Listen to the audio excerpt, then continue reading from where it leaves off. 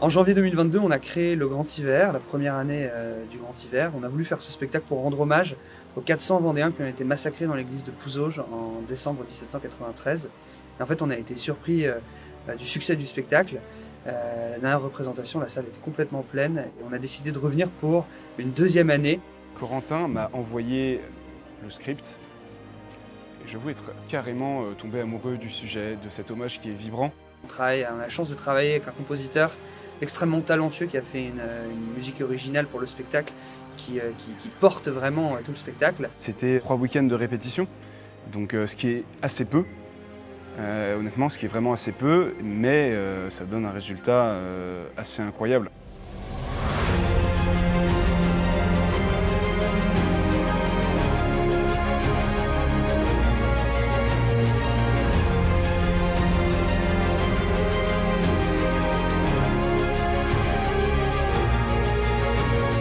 Le Grand Hiver, c'est un spectacle qui a maintenant 2 ans, qui prend de spectacle en spectacle vraiment en maturité.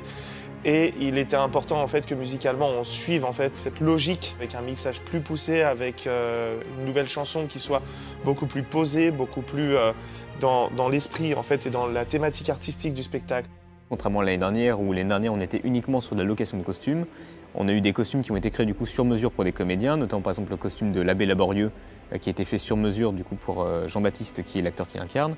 On a également du coup des costumes de bleu qui sont des costumes qui sont faits pour l'association Symphonia, qui resserviront également dans d'autres productions comme notamment celle de la Dame de Pierre. Et on a également eu un énorme travail qui a été fait par l'équipe Décor et par Rémi Barbieri sur le vitrail qui a été intégralement refait pour en fait nous produire un vitrail de 4,5 mètres par 2. On a commencé par faire des croquis, il a fallu faire beaucoup de dessins pour savoir ce qu'on allait exactement faire. Et une fois le croquis final validé, on a monté une structure en bois et pour les vitraux, on a pris du plastique souple et on a dessiné à main levée après dessus.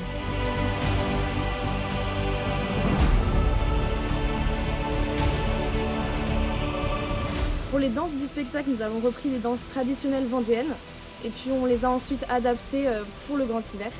On est en tout 22 danseurs et danseuses.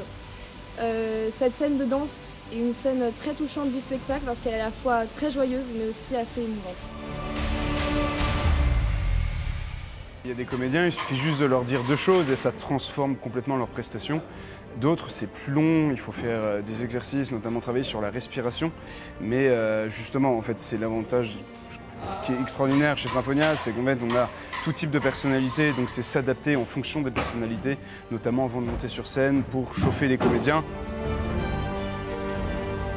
Tout ce qui a été fait, vraiment, ça a été fait dans l'objectif de proposer au public quelque chose qui soit à la fois plus qualitatif sur le plan artistique, sur le plan également technique et qui puisse en fait permettre de servir toujours de manière plus fidèle le scénario et le propos qu'on raconte.